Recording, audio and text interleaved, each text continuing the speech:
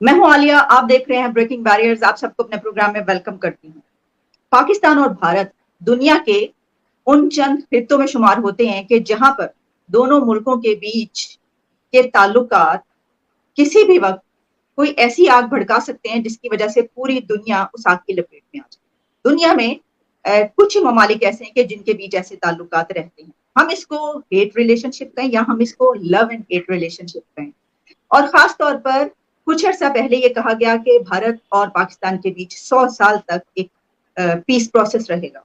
कुछ ऐसा देखने में आया, लेकिन हम देख रहे हैं कि अभी भी जब बात की जाती है कि ट्रेड शुरू की जाए, ताल्लुकात शुरू की जाए, तो कहीं ना कहीं पर कुछ ऐसा मोड़ आ जाता है कि ये सब कुछ नहीं हो पाता। और वहीं पर दोनों तरफ कुछ जख्म भी हैं, कुछ ऐसे घाव हैं, कुछ ऐसे जख्म हैं जिनको भरने में बहुत टाइम लगता है जख्मों को, लेकिन उसके लिए लगता है कि वो कभी भी भर नहीं पाएंगे। इस मौजू पर गुफ्तगू करने के लिए आज मेरे साथ जो पर्सनालिटी मौजूद है, पहली मर्तबा मेरे प्रोग्राम में शरीक हो रहे हैं। भारत के एक बहुत फेमस पर्सनालिटी है मेजर गौरव आर्या जी, जो कि पब्लिक स्पीकर हैं, बहुत पॉपुलर हैं मीडिया पर, सोशल मीडिया पर। और इसके अलावा वो senior consulting editor of strategic affairs at the Republic Media Network, वहां पर अपना प्रोग्राम भी करते हैं। Thank you so much major Gaurav Arya for joining my show. Thank you Ali, बहुत बहुत धन्यवाद आपका।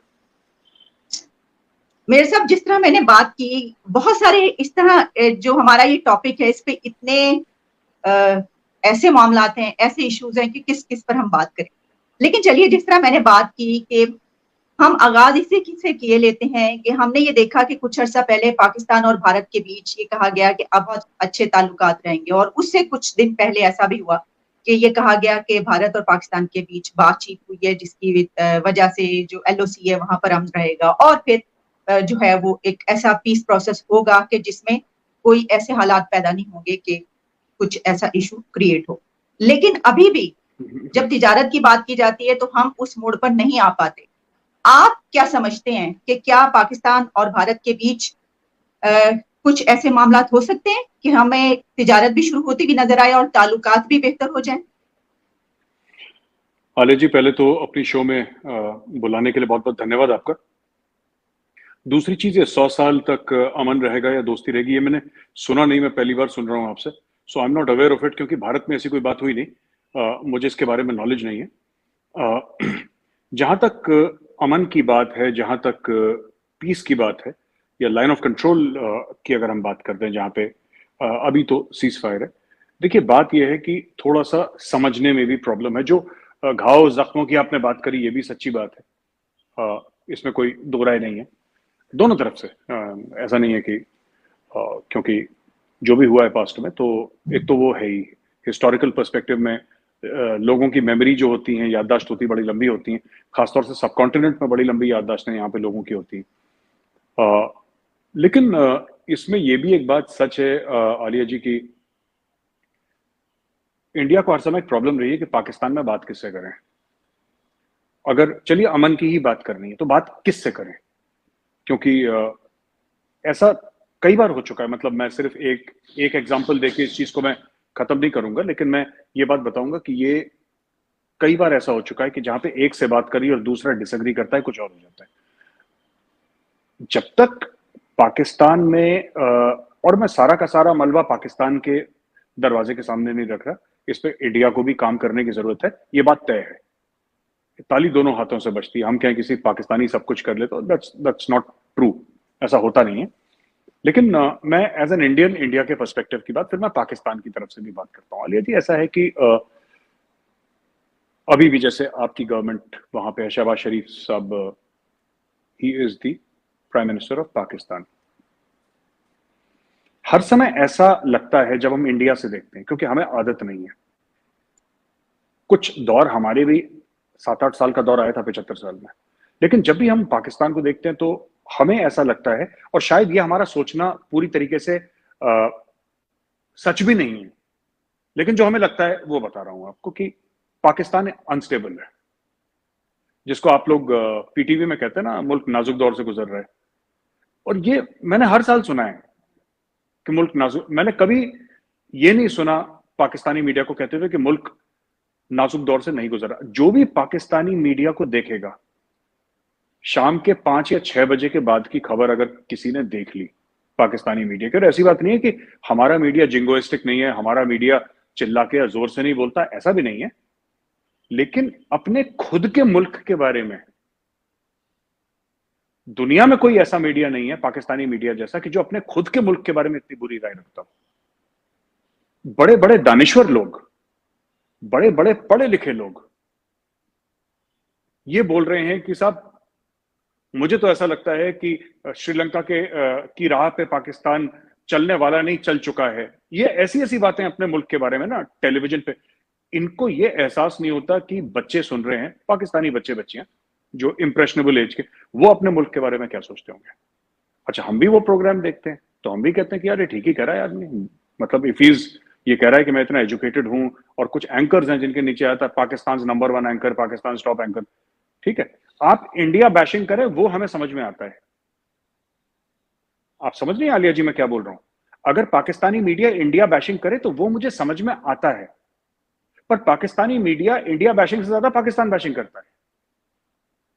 और ये आप अक्रॉस प्रोग्राम्स के साथ, ये हो गया, बिक गए, लुट गए, बर्बाद हो गए, कयामत आने वाली है। तो एक तो ये बात है। दूसरा जो बड़ा अहम पॉइंट है कि जो बीच में क्या हुआ कि इंडिया की जो ट्रेड है वो $650 बिलियन क्रॉस हो गई पिछले साल की। और trade with the world in the sense that exports हमारे 650 बिलियन क्रॉस हो गए। और 2 साल से आपको पता ही है 370-35 से हटने के बाद पाकिस्तान से ट्रेड बिल्कुल भी नहीं हुई। थोड़ी मोड़ी कुछ करोड़ों रुपए की ट्रेड हुई होगी वो दवाइयों को लेकर, अदरवाइज ट्रेड तो बंद है। और हमारे जो हाई कमीशन हैं वो भी काफी स्केल डाउन हो चुके हैं, ये भी बात सच है। अब आलिया जी बात यह है कि इंडिया में फिर ये बात चलने लगी कि जब पाकिस्तान से सवाल पूछता, पाकिस्तान हमारा कभी भी बड़ा ट्रेडिंग पार्टनर नहीं था, लेकिन जब पाकिस्तान के तासुर में यहां पे बात हुई तो बोला कि नहीं, we have crossed all records of exports, जितना 75 साल में कभी नहीं हुआ था। We have crossed all records, IT के इतने और नॉन आईटी के इतने, इवन फूड ग्रेन्स के, ज्वेलरी के, इलेक्ट्रॉनिक आइटम्स के इतने उतने, दुनिया भर के जो हमारा ट्रेड वॉल्यूम है जबरदस्त, एक्सपोर्ट्स रिकॉर्ड ब्रेकिंग। तो फिर लोगों को बोला कि we don't need trade with Pakistan. अगर हम वर्ल्ड रिकॉर्ड ब्रेक कर रहे हैं या खुद के रिकॉर्ड्स हम ब्रेक कर रहे हैं बिना पाकिस्तान के, तो आगे चल के पाकिस्तान के ट्रेड का वॉल्यूम क्या होगा? Is it worth it? क्योंकि मैं आपको बताता हूं ऐसा क्यों सोचा। पाकिस्तान का ट्रेड का देखिए 370-35 से कभी बहाल नहीं होगा, ऐसी उम्मीद पाकिस्तान में कुछ सियासतदान आलिया जी बेच रहे हैं। लिटरली वो मंजन या वो चूरन बेच रहे हैं कि एक दिन जब तक, और इमरान खान करीब 100 बार बोल चुके हैं इमरान खान साहब कि जब तक 370-35 से बहाल नहीं होगा हम इंडिया से बात नहीं करेंगे। अब ये जो स्टेटमेंट देखिए कि जब तक 370-35 से बहाल नहीं होगा हम भारत से बात नहीं करेंगे, ये इमरान खान, आप भी जानते हैं इमरान खान कई बार स्टेटमेंट दे चुके हैं, you are very well aware. ये ऐसा इंप्रेशन देता है कि इंडिया रोज फोन कर रहा है कि खान साहब हमसे बात क्यों नहीं कर रहे, और खान साहब हमको कह रहे हैं कि जब तक तुम 370-35 से बहाल नहीं करोगे तब तक मैं तुमसे बात नहीं करूंगा। इंडिया ने मेरे साहब अभी भी कहा गया, अभी भी ये वाली यही जो मैंने अभी इससे पहले जो बात की पीस प्रोसेस की, वो मैंने इसी हवाले से की क्योंकि पाकिस्तान की तरफ से ये कहा गया था, और बल्कि इंडियन मीडिया ने बहुत ज्यादा उसको पब्लिश भी किया था कि पाकिस्तान की तरफ से ये कहा गया है कि अब 100 साल तक जो है जंग नहीं होगी, इस तरह के मामला। लेकिन ये जो आप बात करें ट्रेड की, तो अभी भी पाकिस्तान की तरफ से बात तो निकली, जो कि आप जिस तरह कह रहे हैं कि हर थोड़े दिन के बाद ये स्टार्ट होता है, लेकिन फिर ये कहा गया कि जब तक ये नहीं होता 370 का मामला तब तक हम नहीं कर पाएंगे। अच्छा, उसमें क्योंकि प्रेशर्स भी हैं, आप जानते हैं कि यहाँ पे तो प्रेशर्स मौजूद हैं जिसकी बिना पर आपने इलेक्शन में भी जाना है आगे, और ये मामला तो दोनों तरफ चलता है। भारत में भी जब हम देखते हैं कि इलेक्शन होने वाले होते हैं तो उस वक्त वहां पे भी ऐसे नारे लगते हैं कि पाकिस्तान के खिलाफ अगर आप नारा लगाएंगे तो वोट मिलेगा। इसी तरीके से पाकिस्तान में भी ये चलता है। तो इसके साथ साथ आपने एक जो बात की मीडिया की, तो आप नहीं समझते कि आपने कहा कि यहाँ पर पाकिस्तान में मीडिया पे हर तरफ ये चल रहा है इस वक्त कि ये हो गया, वो हो गया, लुट गए, बर्बाद हो गए, तो क्या आप ये नहीं समझते कि इसका एक एंगल ये भी है कि पाकिस्तानी मीडिया बहुत बड़ा क्रिटिक है अपनी गवर्नमेंट का, अपनी हुकूमत पर उसको तनकीद करने का पूरा हक हासिल है, या वो जो बातें देख रहा है उसको कर सकता है? आलिया जी ऐसा है कि हुकूमत पे तनकीद करने का हक हासिल पाकिस्तान में कभी ऐसा नहीं था कि नहीं था। फौज के ऊपर तनकीद करने का हक नहीं है आपके ऊपर, क्योंकि हुकूमत फौज चलाती है। देखिए ना, फर्क है। You cannot compare Shahbaz Sharif to Modi ji. Modi ji is the boss. India में एक ही बॉस है और उनका नाम है नरेंद्र मोदी। आप किसी भी पाकिस्तानी से पूछिए कि दिल पे हाथ रख के पूछो कि पाकिस्तान का बॉस कौन। हमारे सामने नहीं, किसी इंडियन के सामने बोलना कि नहीं हम डेमोक्रेट, वो मेरे मुंह छोड़ दे, I am not important. India को एक कोने में लगाइए, दिल पे हाथ रख के बताइए कि पाकिस्तान का बॉस कौन है, और कहीं ना कहीं दिल से आवाज आएगी कि कमर जावेद बाजवा साहब हैं। And I have a lot of respect for general Bajwa. मैं आपको अभी बता दूं, मैंने बोला भी था पिछले मेरे इंटरव्यू था कि अनफॉर्चुनेटली आपके मुल्क में क्या है कि जो आपके आर्मी चीफ है ना, वो बात करते हैं स्टेट्समैन के जैसे, और जो प्राइम मिनिस्टर है वो पता नहीं किस तरीके की बात करते हैं। तो देखिए क्या बात ये हो गई ना आलिया जी की, देखिए जब 370-35 से हटा, आपने ट्रेड की बात से शुरू करी थी कि ट्रेड दोनों मुल्कों में, ये डिसीजन आपको भी पता है पाकिस्तान में महंगाई क्यों है आज की तारीख में, और पिछले 2-3 साल से क्यों महंगाई का तूफान पाकिस्तान में आ रहा है। सबको पता है कि जिस दिन वागा के दरवाजे खुले, with in 15 to 20 days Pakistan में महंगाई हर चीज की, खाने पीने की चीज की, धीरे धीरे कम होना शुरू हो जाएगी। विद इन 15 to 20 डेज, एक महीना लगा लीजिए, 30 दिन के अंदर ज्यादा से ज्यादा ये महंगाई का तूफान बहुत हद तक खत्म हो जाएगा। तेल की कीमतों के ऊपर हमारा कोई जोर नहीं है, क्योंकि इंडिया खुद तेल इंपोर्ट करता है, तो उसके बारे में हम कुछ नहीं कर सकते। लेकिन आपके जो फूड आइटम्स है उनकी काफी हद तक कीमत गिर जाएगी। 370-35 से हटने के बाद जो सरहद बंद करी और बोला कि हम ये कर देंगे वो कर देंगे, जो इमरान खान साहब ने बोला, तो ठीक है, इंडिया ने तो कभी नहीं बोला कि जनाब आप, हम लोग लुट जाएंगे, पिट जाएंगे, बर्बाद हो जाएंगे, आप हम हमें हमारे साथ ट्रेड करिए। आपने बोला ठीक है आपकी मर्जी। फिर कुछ दिनों के बाद खान साहब ने बोला कि चलो दवाइयां तो दे ही दो हमें, तो हमने बोला वो भी आपकी मर्जी। कल आप बोलेंगे कि इसकी ट्रेड कर लो, तो आपकी मर्जी। आपको बंद करना है पाकिस्तान को, ट्रेड हमारे साथ बंद करनी है, पाकिस्तान की खुशी। पाकिस्तान को ट्रेड करना है, वो पाकिस्तान की खुशी। लेकिन इसमें एक और चीज है, पाकिस्तान ने ट्रेड बंद करी यूनिलैटरली। इंडिया ने मोस्ट फेवर्ड नेशन का, एमएफएन का स्टेटस पाकिस्तान को दे रखा था, पाकिस्तान ने नहीं दिया इंडिया को। चलिए अब तो बात पुरानी हो गई, let's not go back into history, वो खत्म, एक चैप्टर हो गया। मेरा कहने का मतलब है कि पाकिस्तान ने जो ट्रेड बंद करी, व्यापार बंद करा, जिसको हम हिंदी में कहते हैं व्यापार बंद करा भारत के साथ, वो पाकिस्तान का यूनिलैटरल डिसीजन था। वो इमरान खान नियाजी का डिसीजन था कि भारत के साथ हम ट्रेड नहीं करेंगे जब तक 370-35 से बहाल नहीं होता। फिर उन्होंने दवाई मांगी, जैसा मैंने बोला, तो हमने बोला दवाई का कर लो ट्रेड, कोई दिक्कत नहीं। अगर कल इंडिया कहता है कि चाहे कुछ हो जाए, अब हमने करनी नहीं अगले 100 साल तक पाकिस्तान के साथ ट्रेड। आप देखिए पाकिस्तान में भी हाल क्या हो रहा है आलिया जी की, आपकी 70% या 60% इकोनॉमी जो है आपकी एग्रीकल्चर पे डिपेंडेंट है। आपकी अग्रेरियन इकोनॉमी है पाकिस्तान की ज्यादातर। इसके बावजूद भी Pakistan is a net importer of food grains. आप लोग अनाज जो है, आपकी दाल, आपके जो गेहूं है, गंदम है, ये सब ये आप इंपोर्ट कर रहे हैं बाहर से, एक ऐसे मुल्क में जिसमें 70% किसान हैं, जिसमें खेती बाड़ी होती है। तो ये जो सिस्टम है, ये सिस्टम चल ही नहीं सकता। तो बात यह है कि मैं ये देखता हूं कि अगर पाकिस्तान से कुछ ऐसे स्टेप्स लिए जाते हैं, as an Indian, as a former Indian army officer, अगर आप मेरे सामने बोलेंगे कि आप, और ये बड़ा आपको मेरा अटपटा सवाल लगेगा, लेकिन ये मैं दिल से बोल रहा हूं और सच बात बोल रहा हूं, अगर आप मेरे सामने आसिफ अली जरदारी, शहबाज शरीफ, नवाज शरीफ, इमरान खान, ये चारों को रखेंगे और बोलेंगे कि आप as an Indian army officer आप किस पे भरोसा करते हैं, तो मैं चारों को अलग रख के मैं बोलूंगा मैं जनरल बाजवा पे भरोसा करता हूं। और उसका रीजन है, मैं कारण बताता हूं आपको। भारत से दुश्मनी करना या भारत से दुश्मनी रखना, भारत से लड़ना, वो जनरल बाजवा का फर्ज है। तो अगर जनरल बाजवा भारत के खिलाफ कुछ बोल रहे हैं, that's okay, that's his job. ये अमन का फाख्ता उड़ाने के लिए उन्होंने वर्दी नहीं पहनी है, उन्होंने जंग लड़ने के लिए वर्दी पहनी है, अपने मुल्क का दिफा करने के लिए वर्दी पहनी है, तो वो तो उनका काम है ना। तो why should I say that he is a bad person because he is doing his job? No, वो अपने लिए अच्छे हैं, हम अपने लिए अच्छे हैं। पर जैसा मैंने पहले भी एक शो में बोला, वो बंदा दोगला नहीं है। दुश्मनी है तो है, दोस्ती है। देखिए ही इज वेरी क्लियर। अभी वो नवंबर में चले जाएंगे, नवंबर में रिटायर हो रहे हैं, and he has made it very clear that मुझे एक्सटेंशन नहीं चाहिए। तुम ऑफर भी करोगे, मैंने मना ही करना है, तो अभी समझ लो मैं कोई और आर्मी चीफ आ जाएगा, अब जो भी आ जाए army chief. But the fact of the matter is that we cannot engage with general Bajwa directly. हम जनरल बाजवा के साथ डायरेक्टली एंगेज नहीं कर सकते, क्योंकि as a democracy we would like to engage with the democratic leaders of Pakistan. और मेरी नजर में पाकिस्तान में अगर कोई एक बंदा है जिसकी क्रेडिबिलिटी है वो जनरल बाजवा है। बाकी ये देखिए, आज शहबाज शरीफ है, कल कोई और आ जाएगा, परसों तीसरा आ जाएगा, ठीक है। और मैं ये नहीं कह रहा कि पाकिस्तानी आर्मी ने गलत काम नहीं करे, पाकिस्तानी आर्मी ने कई गलत काम भी करे हैं, पाकिस्तानी आर्मी ने मार्शल लॉ भी लगाए, सब कुछ। मैं जनरल बाजवा की बात कर रहा हूं, मैं पाकिस्तानी फौज की बात नहीं कर रहा। ठीक, अच्छा, क्योंकि मैं आके आपसे यही सवाल करने लगी थी, लेकिन उस पे आपने एक्सप्लेन कर दिया कि आप क्योंकि ये ऐसा इसलिए सोच रहे हैं कि अगर आप बात करेंगे और आप ये समझते हैं कि किसी से बात करने का फायदा होगा तो वो जनरल बाजवा है कि पाकिस्तान में तो आप देखते ही हैं कि 60-70 ईयर से जो चल रहा है, तो जो से होती है और जो कमांड होती है, जो होल्ड होता है, तो वो तो यही होता रहा 10-10 11-11 साल तक। तो शायद इस वजह से आप ये कह रहे हैं, लेकिन आपने ये कहा कि नहीं, मैं ये समझता हूँ कि ये जो है, मैं इनके हवाले से ये बात कर रहा हूँ।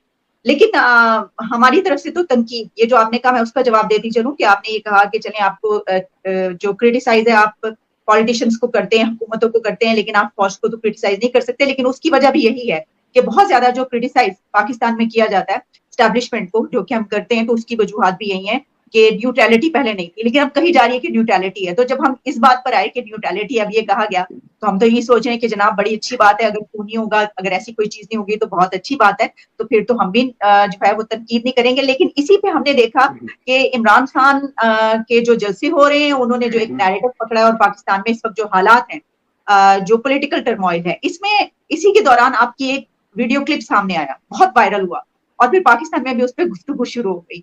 तो उसमें आपने जो नैरेटिव तैयार किया है, जो बात आप कर रहे हैं, तो आपको नहीं लगता कि उसकी वजह से पाकिस्तान के, खैर पहले कौन से जो हैं वो पाकिस्तान के अवाम आपके हक में या भारत के उस तरीके से हैं, लेकिन इसके बाद क्योंकि इमरान खान की जो पॉपुलैरिटी लेवल है इस वक्त बहुत हाई जा रहा है, तो लोग जो हैं वो आपके खिलाफ होंगे कि ये तो हमारे लीडर के लिए इन्होंने ऐसा कह दिया, या आपने उसके बारे में कुछ सोचा कि मैं ये बात कर रहा हूँ तो इसके ऊपर तो ये वाला रिएक्शन आएगा?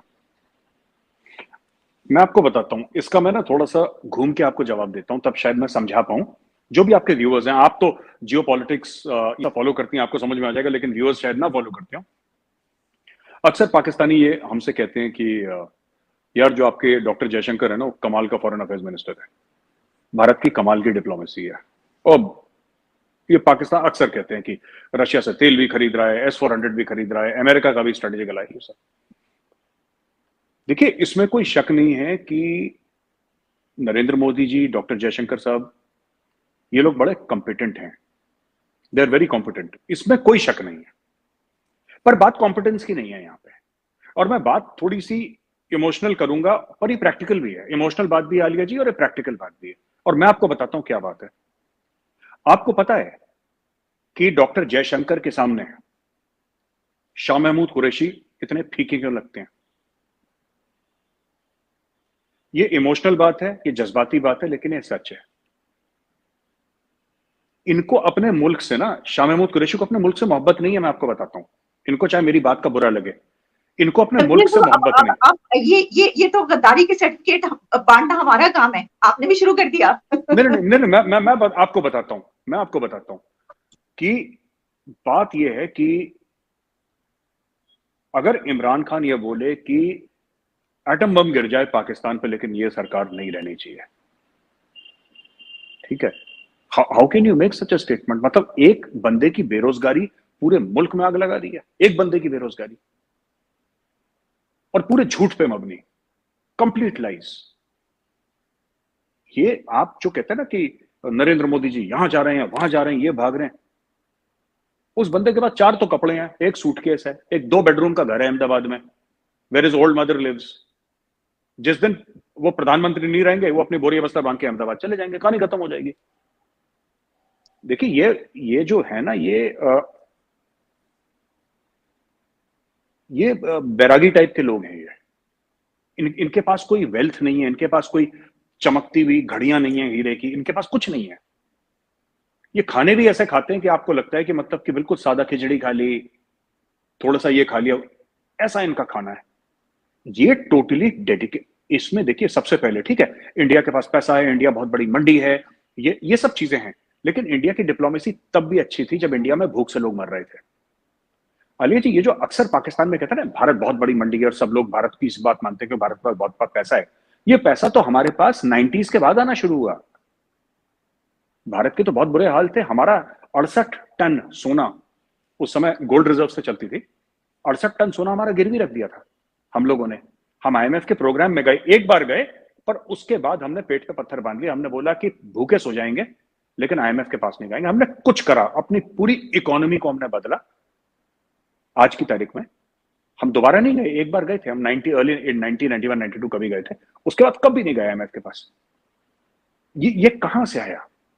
क्या कोई इंडियन कोई स्पेशल ब्रीड है, या इंडियंस के पास कोई ऐसी अकल है, कोई शऊर है, कोई ऐसा इल्म है, ऐसा दिमाग है जो पाकिस्तानियों के पास नहीं? ऐसा दैट्स नॉट ट्रू,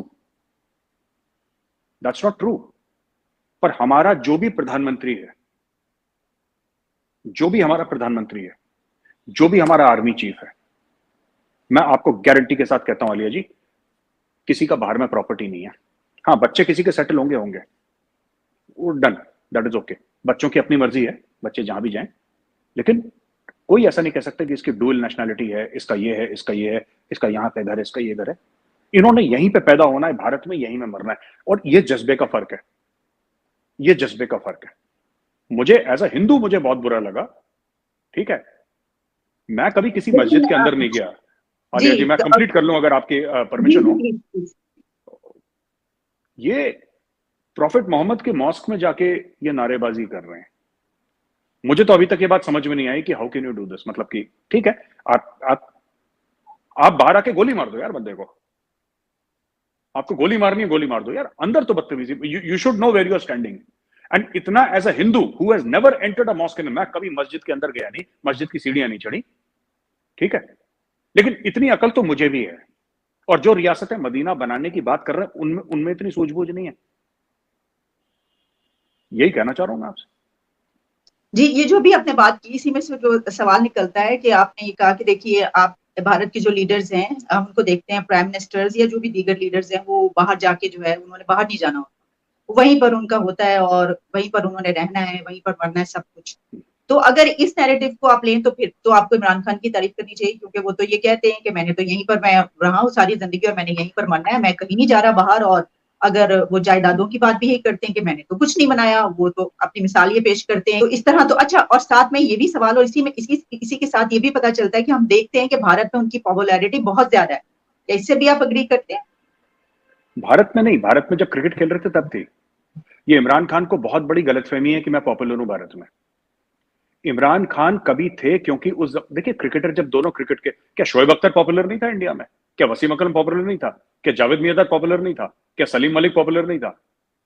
मैं जब स्कूल में था, मेरे कमरे में वसीम अकरम का पोस्टर लगा हुआ था, मेरे कमरे में, क्योंकि नहीं, था ऐसा माहौल। लेकिन गौरव आर्य जी, बात यह है कि वो अभी एज ए पॉलिटिशियन हम देखते हैं कि वो कोई बात करते हैं तो पूरे इंडियन मीडिया जो है वो उसको चलाता है, वहां पे सब, यहाँ से ज्यादा वहां पर हो रहा होता है। बल्कि इसके ऊपर बात भी हुई पिछले दिनों कि ये जो इमरान खान की तकरीर है, स्पीच है, ये वहां पर लाइव पूरे उसमें दिखाई जा रही है।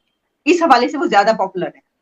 आरजू जी, दो बातें हैं। पहली चीज तो आपने बोला कि फिर आप अप्रिशिएट करेंगे कि इमरान खान के बाहर असासे नहीं है, इमरान खान के बाहर वेल्थ। देखिए, मैं इमरान खान की ईमानदारी को डाउट नहीं कर रहा, मैं इमरान खान की काबिलियत को डाउट कर रहा हूं।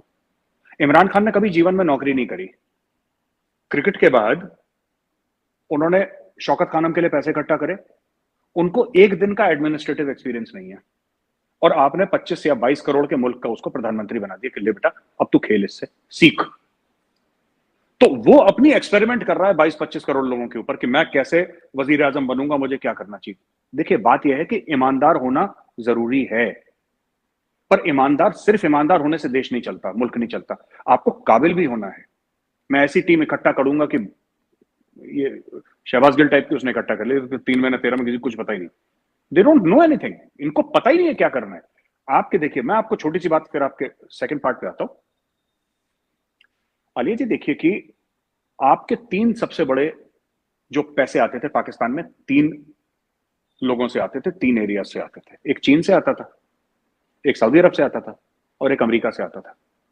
अमेरिका को गाली दे दे के अमेरिका का भरता बना दिया खान साहब ने कि जहनी आजादी, ये वो, और उनके अफरीदी साहब पहुंच गए वहां पे कि यहाँ के तो यहाँ की तो ख्वातीन वही गलत हैं और दुनिया भर के मॉरल लेक्चर देके अमेरिका से आ गए।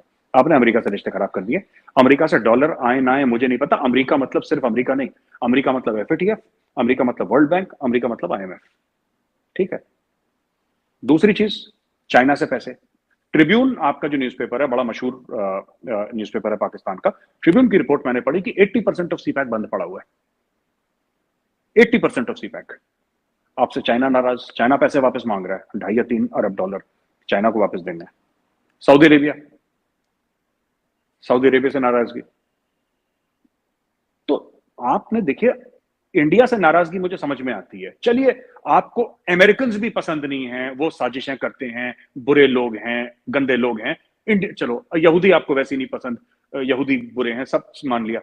और चीनियों को तो खुश रखते, सऊदीज को तो खुश रखते, वहां पे मक्का मदीना है, सऊदीज को तो खुश रखते, किसी को तो खुश रखते, कोई भी खुश नहीं है। और ये मैं पाकिस्तानी मीडिया को कोट कर रहा हूं। तीसरी चीज, आप कहते हैं कि जो इंडिया कवर करता है, इंडियन मीडिया कवर करता है। देखिए, बात यह है कि न्यूज साइकिल होती है हमारी, हमारी न्यूज साइकिल होती है। मैं खुद मीडिया में काम करता हूं। मीडिया किस तरीके से काम करता है, जो इंटरेस्टिंग न्यूज है, जो उनको लगता है बिकेगी, वो मीडिया कवर करता है। अगर उस समय कोई और चीज आ गई ज्यादा मसालेदार, जो कि मीडिया वाले सोचते हैं, और सारे मीडिया चैनल ऐसे काम करते हैं, everything is based on TRP, public interest. जो आपके व्यूअर्स हैं, because your loyalty in any channel is suppose to be towards your viewers. आपके व्यूअर्स को क्या पसंद है, अगर आपको लगता है कि इससे व्यूअरशिप आएगी तो वो दिखाते हैं, या जो न्यूज इंपॉर्टेंट होती है, जो उनको लगता है इंपॉर्टेंट है, वो न्यूज दिखाते हैं। तो इमरान खान, अच्छा इमरान खान स्टेटमेंट्स भी ऐसे देते हैं ना कि इट इज, इमरान खान का वो वीडियो देखा था ना आपने कि लाइटिंग इज एवरीथिंग, आपने देखा था ना, वो कह रहे थे कि शान का बड़ा बेकार था जो शान ने शूटिंग करी थी, एआरवाई वालों ने जबरदस्त करी थी, लाइटिंग ही सब कुछ है। तो खान साहब को पता है कैमरा कहां पे लगा है, खान साहब पूरी अच्छी तरीके से जानते हैं लाइट्स का लगी है। खान साहब मीडिया के बंदे हैं, वो पॉलिटिक्स के बंदे नहीं है, वो मीडिया का आदमी है। उसको पता है टीवी क्या, मैं क्या बोलूंगा, क्या खबर चलेगी, he knows that very well, and he is using media and social media to his advantage. इतनी सी स्टोरी है आलिया जी। जी बिल्कुल, आपने ये सही कहा, बहुत अच्छे से प्ले करते हैं मीडिया के सामने, बहुत अच्छा उनको तरीका आता है। लेकिन इसमें बल्कि मैं इस चीज को इंडोर्स भी करूंगी, मैं इसको थोड़ा सा इस बात को बढ़ाऊंगी भी, जो आपने मीडिया की बात की कि किस वजह से इंडियन मीडिया कवर करता है। इसमें एक और बात भी है कि पाकिस्तान का मीडिया ये इसलिए समझता है, या यहाँ पर लोग इसलिए ऐसा ख्याल करते हैं क्योंकि यहाँ पर इंटरनेशनल मीडिया, फॉरेन अफेयर्स की कोई बात नहीं होती। यहाँ पर तो हमारे पास एक भी इंग्लिश चैनल मौजूद नहीं, और इसके अलावा हमें जो फॉरेन अफेयर्स की बात है वो कोई करता हुआ नजर ही नहीं आता। जबकि जो इंडियन मीडिया है वो तो बहुत वास्ट है, तो इसलिए उनको पता है कि वहां पे तो पूरी दुनिया के ताल्लुकात पे, हालात पे, वाकयात पे बातचीत हो रही होती है। यहाँ पे होती नहीं है, इसलिए हम इसको इस तरीके से लेते हैं, जबकि ऐसा ही होना चाहिए। अभी मैं आपका इंटरव्यू कर रही हूँ पहली मर्तबा, बड़ी हिम्मत करके तो हमें ये ख्याल रहेगा कहीं इधर से कॉल ना आ जाए, कहीं ये ना आ जाए, जो हम नहीं चाहते कि ऐसा कुछ, ऐसी कोई कॉल आए। लेकिन चले, आपसे मेरा अब ये मैं सवाल करना चाहूंगी जो बड़ा अहम है। देखिए, जब हम पाकिस्तान और भारत के ताल्लुकात की बात करते हैं तो वहीं पे हमें ऐसा भी नजर आता है कि जहां पर हम इस बात को क्रिटिसाइज करते हैं कि हमारे जो है वो इस तरह की कुछ निसाब में चीजें शामिल हैं, हम अपनी तरबियत में बहुत सारी ऐसी चीजें शामिल है जिसमें हम ये पढ़ाते हैं कि जनाब जो हिंदू और मुस्लिम के बीच जो एक है वो खलीज, वो उसको हम कायम रखना चाहते हैं, और ये दुश्मन है और इसके ऊपर जो है गलबा हासिल करना, ये सब कुछ हम खुद इसके ऊपर तनकीद करते हैं। लेकिन वहीं हमें दूसरी तरफ भारत की तरफ से भी कुछ ऐसी चीजें नजर आती हैं, मतलब वहां पे भी हमें लोग ये कहते हुए दिखाई देते हैं कि पाकिस्तान को तोड़ना है, पाकिस्तान को तो इतने टुकड़े होने हैं, और इनके ऊपर तो हमने जो ये जगह यहाँ पर कब्जा करना है, ये वाली बातें वहां से भी नजर आती हैं। अच्छा, अब क्योंकि पाकिस्तान एक छोटा मुल्क है, और जाहिर है कि आपका मुल्क एक बड़ा मुल्क है, ताकत बड़ी ताकत है, एक छोटी ताकत फिर इसको इनसिक्योर महसूस करती है, तो फिर वो अगर कोई ऐसी बात है भी दुश्मनी की तो वो बढ़ती चली जा रही है, वो कम होने में नहीं आ रही। तो आप इसको कैसे लेंगे कि क्या, और फिर ये कि 71 वाली बात भी जब एक मौजूद हो सामने, तो फिर तो वो कहते हैं कि हाँ ये तो करना ही ये चाहते हैं। जी, देखिए, दो तीन चीजें हैं। जब 71 में पाकिस्तान का जब दो टुकड़े हुए थे, ईस्ट पाकिस्तान बांग्लादेश बना था, इंडिया चाहता तो बांग्लादेश को, जो पाकिस्तान में कहते हैं ना लोग अखंड भारत के बारे में भारत बात करता है, इंडियन आर्मी थी बांग्लादेश में, लाखों की इंडियन फौज थी, और हमारे लिए बड़ा आसान था क्योंकि मुक्ति वाहिनी हमने बनाई थी। मुक्ति वाहिनी को पैसे हमने दिए थे, मुक्ति वाहिनी को हथियार हमने दिए थे, मुक्ति वाहिनी को ट्रेनिंग हमने दी थी। The Mukti Bahini was trained by the Indian army, it was trained by the research and analysis wing. Mukti Bahini को हमने जन्म दिया था, लेकिन वो जो जज्बात थे मुक्ति वाहिनी के दिल में, उसको जन्म हमने नहीं दिया। हमने हथियार दिए, लेकिन जो उंगली थी ट्रिगर पे वो बंगालियों की थी। हमारे रिलेशन बहुत अच्छे थे शेख मुजीबुर रहमान से, और उस वक्त अगर इंडिया चाहता तो शेख मुजीबुर रहमान से बात करके कि आप लोग ये करके किसी भी तरीके से इंडिया कोशिश कम से कम करता। मैं ये नहीं कह रहा कि इंडिया कामयाब हो जाता, मैं ये नहीं कह रहा, पर इंडिया कोशिश करता कि ये पार्टीशन में भी ये एरिया हमसे अलग हुआ था, ईस्ट पाकिस्तान बन गया था, हम इस पे कब्जा। इंडिया ने एक रुपए की कोशिश नहीं करी। इंडिया ने बोला ठीक है अब हम लोग चलते हैं जी, राम राम बाय। हमारी फौजें वहां से निकल गई, कुछ हफ्ते महीने के बाद जब भी निकलना था वो निकल गई। we left and we gave the keys of the kingdom to this thing। तो हमने देखे इंडिया में, मैं आपको बताता हूं कि एक और हमारी जो धार्मिक ग्रंथ है रामायण, उससे भी मैं आपको एग्जांपल देता हूं कि ऐसा क्यों, क्योंकि हमारा जो रिलीजन है वो भी हमें यही सिखाता है। जब प्रभु श्री राम ने रावण को हराया था लंका में, तो पूरी लंका खत्म हो गई थी, जो अब श्रीलंका बोलते हैं जिसको, तो वो खत्म हो गई थी। लेकिन जो रावण का छोटा भाई था विभीषण, उसको लंका का राजा बनाया और वो वापस आ गए, उन्होंने कब्जा नहीं करा लंका के ऊपर। तो ये जो पाकिस्तान में ये बात है कि भारत कब्जा कर लेगा, भारत की ऐसी कोई पॉलिसी नहीं है कि भारत किसी और मुल्क पे कब्जा करे, और हमारे लिए ज्यादा मुश्किल भी नहीं है। हाँ, कुछ मुल्क मिले हैं हमारे साथ, बिल्कुल मिले हैं, लेकिन fact of the matter is that हमने मालदीव्स में ऑपरेशन करा था, हमने श्रीलंका के अंदर ऑपरेशन करा था, ऑपरेशन पवन कई साल चला, हम लोग छोड़ के आ गए श्रीलंका। हमें किसी में इंटरेस्ट नहीं है। पहली बात, जो एरिया पाकिस्तान ऑक्यूपाई अभी कर रहा है, जो हमारा, जिसको हम लोग जिसको कहते हैं पाकिस्तान ऑक्यूपाइड कश्मीर, आप लोग जिसको आजाद कश्मीर कहते हैं, हमारा सीपैक की जो भारत ऑब्जेक्ट कर रहा है, किस चीज पे? पाकिस्तानियों को ये है कि पाकिस्तान में इतनी इन्वेस्टमेंट आ रही है इसलिए भारत जलता है। ये आप लोगों को, ये आपके मीडिया में और आपके सोशल मीडिया में ये एक थिंकिंग है, एक सोच है कि साहब ये जो है ना कि ये भारत को बड़ी जलन है, भारत को बड़ी जेलसी है, भारत बड़ा कुड़ता है अंदर से कि देखो पाकिस्तान में, वो बहुत छोटा है सीपैक। एक्चुअली माफ करिएगा, मैं ऐसे रूड नहीं होना चाह रहा, मैं गलत बात नहीं कहना चाह रहा, बट पाकिस्तान ने इन्वेस्टमेंट देखी नहीं है, पाकिस्तान को पता नहीं है सीपैक इज दिस मच।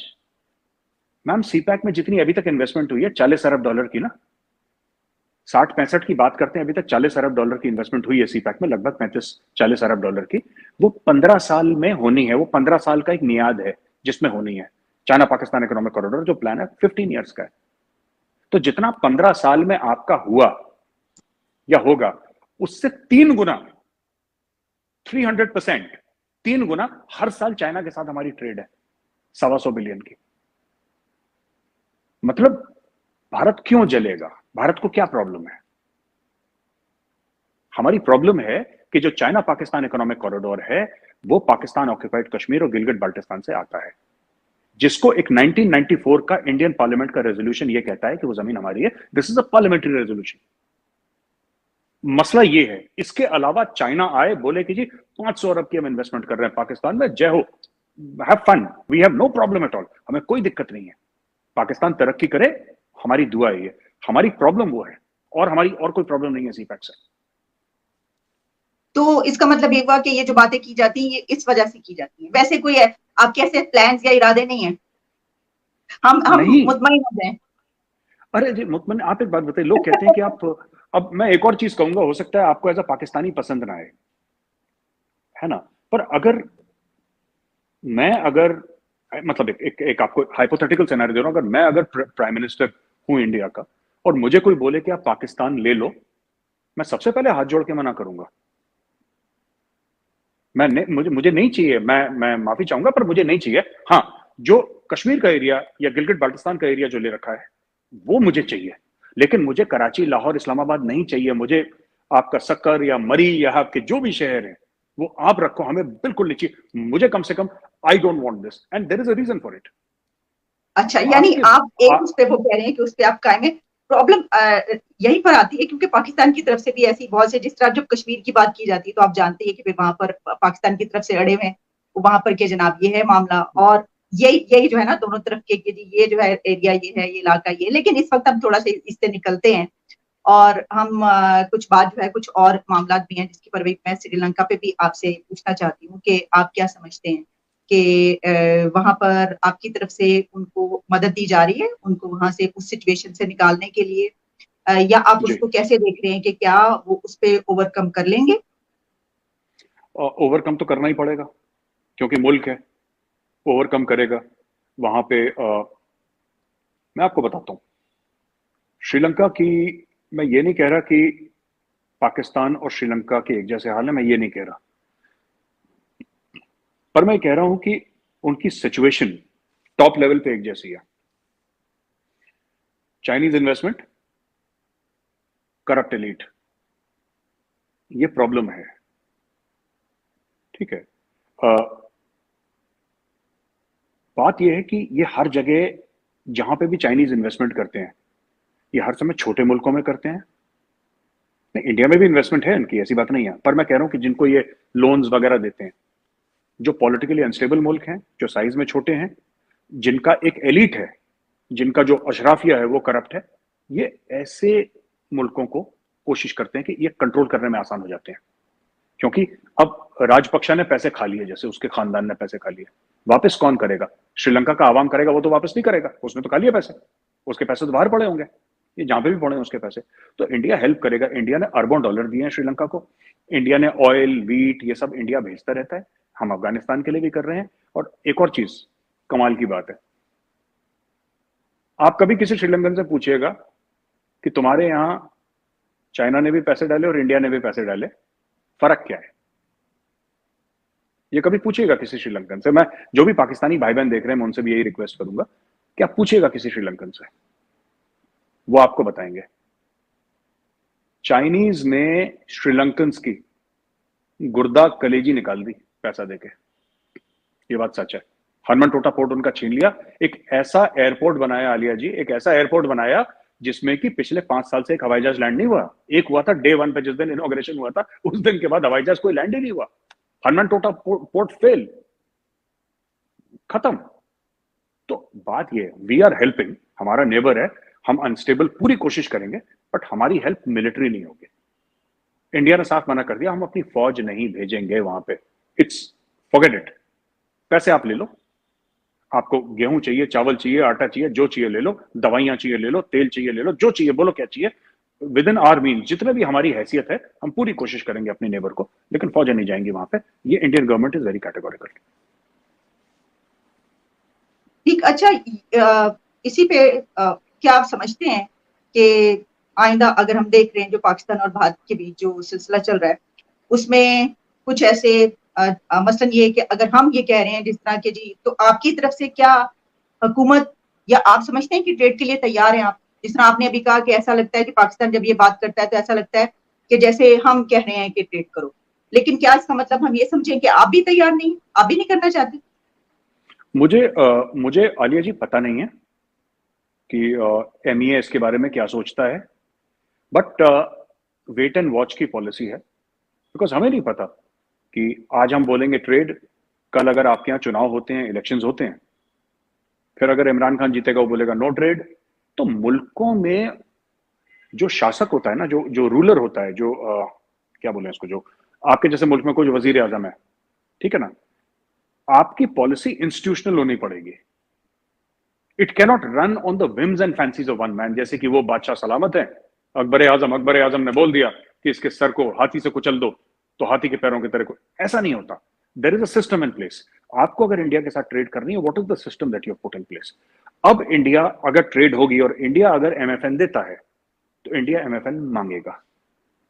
इस बार जो ट्रेड होगी उसके कुछ नए रूल्स एंड रेगुलेशन होंगे और उसमें फिर इंडिया बात करेगा। मुझे ऐसा लगता है, मुझे इसके बारे में नॉलेज नहीं है, बट इतना मुझे जरूर पता है जो मैंने बात करी है लोगों से यहाँ पे, people in power, people in authority, India is in no hurry. मतलब हमें कोई जल्दी नहीं है कि हमें कल करनी, परसों करनी, 4-5 साल वेट कर सकते, कोई दिक्कत नहीं, जब होगी तब होगी। एक्सपोर्ट तो अपने चल ही रहे हैं।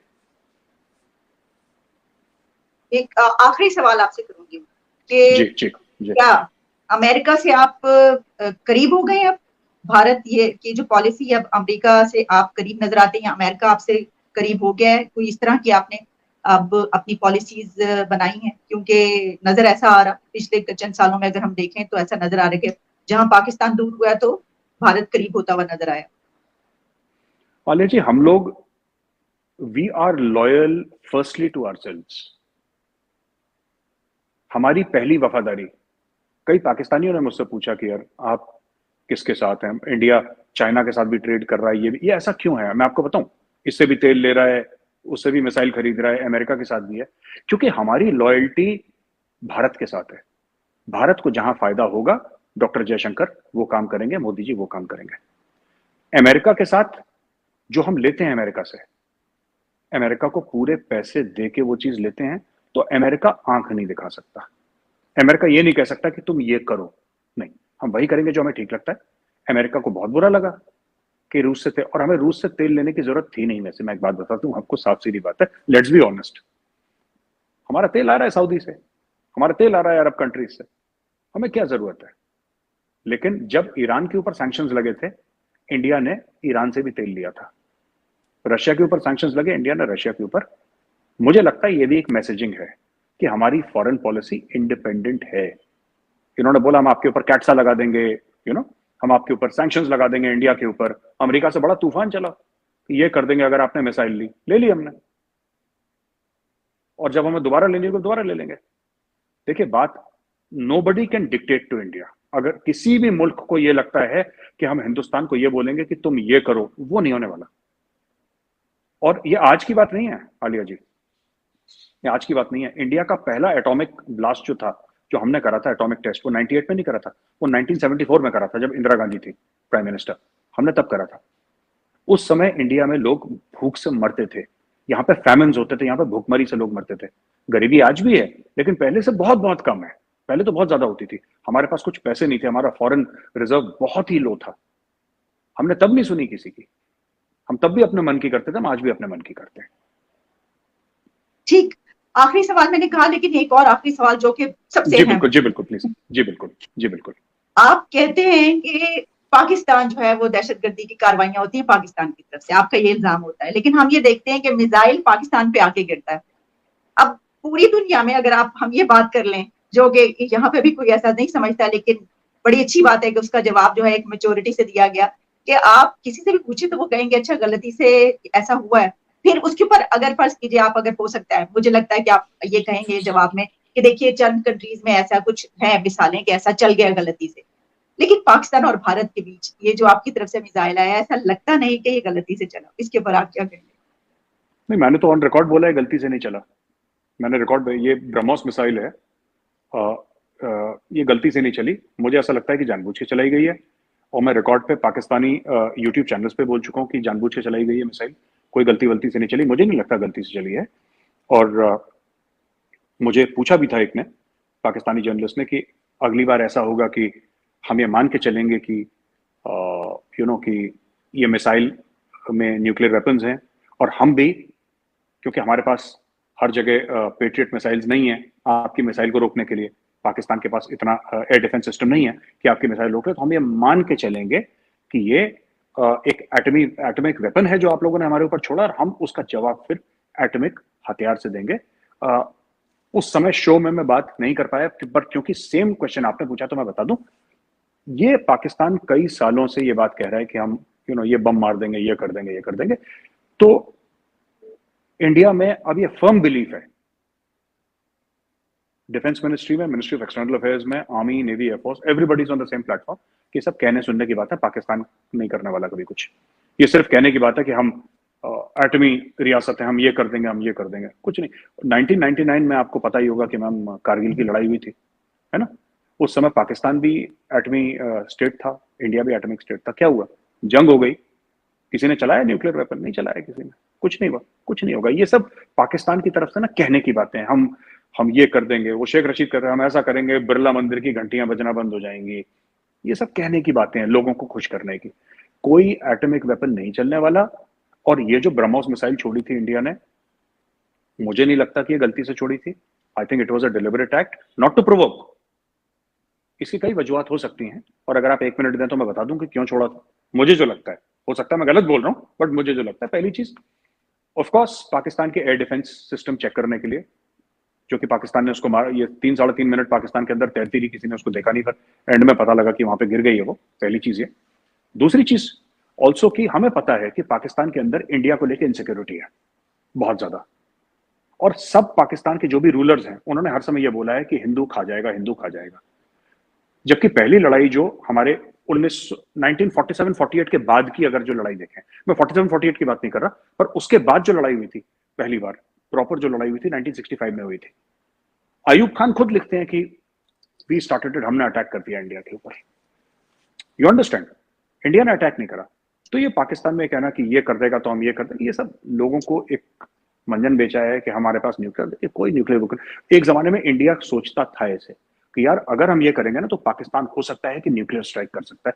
लेकिन जब से मोदी जी आए हैं, इंडिया एक चीज से कन्विंस हो गया है कि ये कभी नहीं होने वाला, ये पाकिस्तान नहीं करेगा न्यूक्लियर स्ट्राइक, क्योंकि पाकिस्तान को पता है it is economically too unstable, it is too unstable. एक बार न्यूक्लियर इन्होंने अगर सीरियसली धमकी भी दे दी ना, इसके रिपरकशंस इतने ज्यादा हैं कि फिर इनको छोड़ने की जरूरत नहीं है, उसके बिना ही बहुत रिपरकशंस हो जाएंगे। सो ये नहीं होने वाला, दिस वी आर 120% श्योर। आप लिख के ले लीजिए मुझसे आज, ये नहीं होने वाला। ये सब शेख रशीद जैसों की गिदड़ बत्तियां हैं। ठीक, लेकिन इस पे हम ये तो कहेंगे ना कि अभी तक जो ये बात की जाती थी कि पाकिस्तान की तरफ से है, तो अब पाकिस्तान के पास अपर हैंड है कि वो ये कहेगा कि अगर इस तरफ से, जो कि पॉलिटिशियन तो ऐसे बयान देते ही हैं, वो तो स्टेटमेंट्स ऐसी जारी करते हैं, और हमारा जिस तरह आप कह रहे हैं, हमारा तो बिल्कुल ये एक आम सी बात है ना इस तरह की बात कर देना अपने जलसों के बीच खास तौर पर। लेकिन जो एक्शन किया गया है, जो स्टेप लिया गया है इस तरह का, वो भारत की तरफ से लिया गया, वो पाकिस्तान ने नहीं लिया। तो ये पाकिस्तान के पास एक बात ऐसी है, मौजूद है हमारे पास, कि हम एक लॉजिक है कि हम इसको दुनिया में लेकर जो है, अगर कभी हमें ऐसा है तो हम कह सकते हैं कि देखिए हम तो नहीं है, ये तो उस तरफ से है। बस ये आखिरी आपसे, अगर आप इसके ऊपर कोई कमेंट करना चाहें तो। आलिया जी बिल्कुल, देखिए हमारी सबमरीन भी आई थी बीच में पाकिस्तानी वाटर्स के पास, ये भी आया है, एक दो और भी केसेस हुए, तो ऐसी बिल्कुल आप देखिए, बात ये है ना कि आपके रूलर्स ने सबसे, जो कहते हैं ना कि लोग खिदमत करते हैं मुल्क की, इन्होंने खिदमत नहीं करी। इन्होंने क्या करा कि इन्होंने पाकिस्तान का जो एक क्रेडिबिलिटी है, इन्होंने इतनी बर्बाद कर दी, ठीक है, कि मैं बता रहा हूं, चाहे वो जरदारी हो, चाहे वो शरीफ फैमिली का हो, चाहे वो इमरान खान हो, अगर ये इतना भी कह देना कि बारिश हो रही है, कमरे में सब लोग बैठे हैं यूनाइटेड नेशंस में, और कोई ये कह दे पाकिस्तान का प्राइम मिनिस्टर की बारिश हो रही है, तो एक बंदा जरूर जाके बाहर चेक करेगा, अरे सच बोल रहा है झूठ बोल रहा है। इन्होंने इतना ज्यादा मंजन भेज दिया है ना इसका, और इंडिया नोज दिस। मैं बार बार कह रहा हूं कि ये जो जनरल बाजवा पे विश्वास हुआ है, जो भरोसा हुआ है, क्यों हुआ है? क्योंकि 3 साल से जनरल बाजवा को स्टडी करा है, उनकी बॉडी लैंग्वेज स्टडी करी है, पानी का ग्लास टेबल पे कहां रखा था ये स्टडी करा है, उनके शोल्डर्स कैसे थे ये स्टडी करा है, उनकी आंख देख के बात कर रहे थे, नहीं देख के बात कर रहे थे, पूरा यहाँ पे विस्तार से डिटेल्ड जनरल बाजवा के ऊपर स्टडी हुई है, और स्टडी के बाद ये कॉन्फिडेंस आया कि ये आदमी झूठा नहीं है, ये आदमी सच्चा है। हमारा दुश्मन है, दुश्मन फौज का सरबराह है, लेकिन अपने फर्ज के लिए ईमानदार है, इतनी सी बात है। ये जो आपने आखिर में बात करती, इससे पहले भी आपने ये बात की है, तो यहाँ पे तो पहले ही जो आप जानते हैं जिस किस्म की एग्रेसिव कैंपेन चल रही है, तो मुझे लगता है इसके बाद तो मजीद बैकलैश जो है वो उनके ऊपर आ जाएगा कि जनाब आपकी तरफ से ये बात की गई है। लेकिन बहुत बहुत दिलचस्प गुफ्तगू रही आपके साथ, बहुत बहुत शुक्रिया, आपने मेरे प्रोग्राम के लिए वक्त निकाला, और बहुत डिमांड थी लोगों की, बहुत अरसे से लोग ये कह रहे थे कि क्यों नहीं आप इनका इंटरव्यू जो करिए, क्योंकि हमारा प्रोग्राम देखने वाले पूरी दुनिया से लोग जो है वो देखते हैं और बड़े आप पॉपुलर हैं। तो थैंक यू सो मच कि आपने मेरे लिए टाइम निकाला। Thank you.